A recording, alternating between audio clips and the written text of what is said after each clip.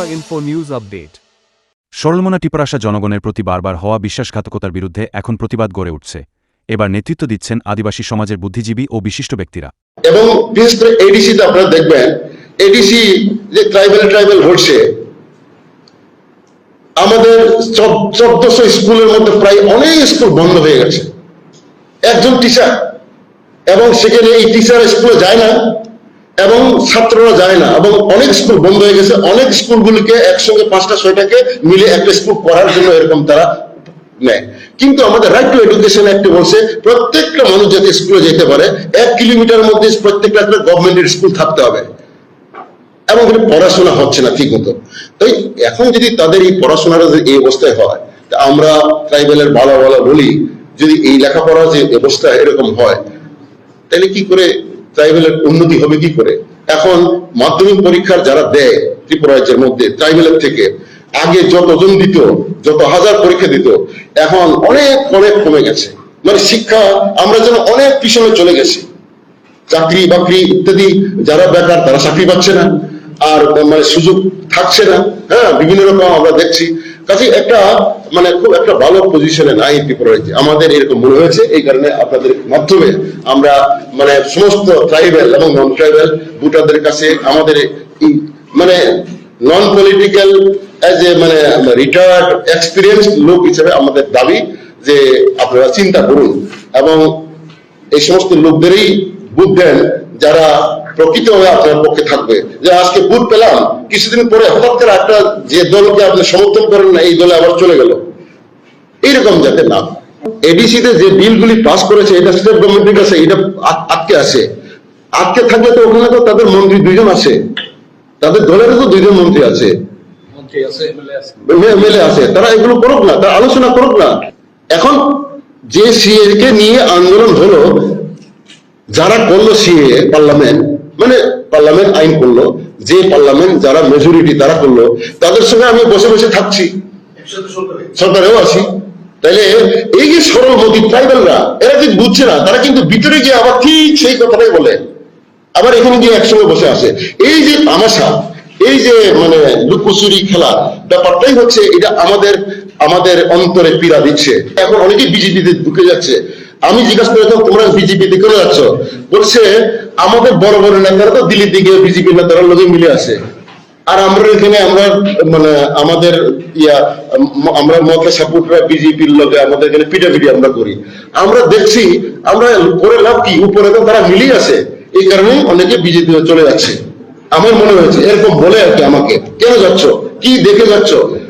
আদর্শ দেখে না, বলছে যে যেহেতু বিজেপির লোকে ওরা মিলে, আবার অনেকে নেতারা চলেও যাচ্ছে, আবার ওরা দিল্লিতে বসে বসে থাকে, আমরা এখানে পিটাপিটি করে লাভ কি, এই হচ্ছে তাদের বক্তব্য। এখন এই যে লড়াইটা যেভাবে হচ্ছে, এটা যদি ঠিকভাবে বিজেপির বিরুদ্ধে আমি লড়বই মনে করে, তাহলে গভর্নমেন্ট থেকে তারা উইথড্র করে তাদের এমএলএ থেকে নিয়ে যাক মন্ত্রিসভা থেকে। বললাম না বিপ্লব দেব বলো, মানিক শাহ খারাপ, আমি তো বলবো কেন, এটা তো মানিক শাহ তো একটা দলের লোক, তার একটা আদর্শ আছে। বিপ্লব দেব সেই দলের আদর্শ। হ্যাঁ, এখন রোমান স্ক্রিপ্ট তারা সাপোর্ট করে না, মানিক শাহ করে না। এটা তো সেম ভাবে অমিত শাহ তো ত্রিপুরাতে এসে বলে গেছে আমরা টপ ব্লকটাকে রোমান স্ক্রিপ্ট সাপোর্ট করি না, এটা বলুক না। তাহলে এখন যে অমিত শাহ যে বলো, তাহলে Amit Shah top block support করে না, তাহলে অমিত শাহ কি করে বলা হইলো? মানিক শাহ কি করে খারাপ হইলো? সে তো অমিত শাহ যা বলে তাই বললো। এখন বিপ্লব দেবকে, তাহলে বিপ্লব কি রোমানকে সাপোর্ট করে, এই কারণে কি বিপ্লব করে কিনা, এইসব ব্যাপারটা তার আছে। এগুলো অনেকটা মানে ব্যক্তি দিয়ে তো রাজনীতি চলে না। হ্যাঁ, আদর্শ দিয়ে চলে। দ্যাট ইজ মানে অনেকটা ত্রিপুরা রাজ্যের মধ্যে একটা নাটকের মতো হয়ে আসে। এটা আমাদের ত্রিপুরা রাজ্যে ট্রাইবাল যারা এক্সপিরিয়েন্স, অনেকে বলে না, আমরা যারা নিজেরা ডাক্তার ইঞ্জিনিয়ার, আমাদের এখানে ডাক্তার ইঞ্জিনিয়ার, কলেজের প্রফেসর, স্কুলের হেডমাস্টার, ব্যাংকের ম্যানেজার, সমস্ত ধরনের সারা ত্রিপুরা রাজ্যের মিলিয়ে আমরা আলোচনা করে দেখলাম যে হ্যাঁ, আমাদেরও তো কিছু বলার আছে। অনেকে তো ধরেন এখন যদি আমি যেমন আমাকে তো অনেক দলই বলে ইলেকশনে দাঁড়াও, টিকিট দেবে।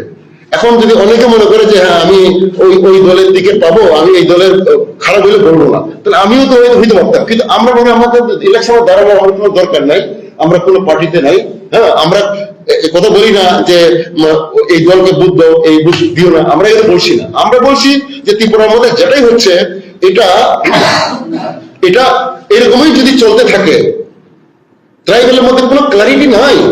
আমরা গ্রেটার ডেভেলপমেন্ট করবো, চাকরা আলোচনাবাদ, নোয়াখালী টোকালি সব এরিয়া ফেরিয়া সব নিয়ে আসবো।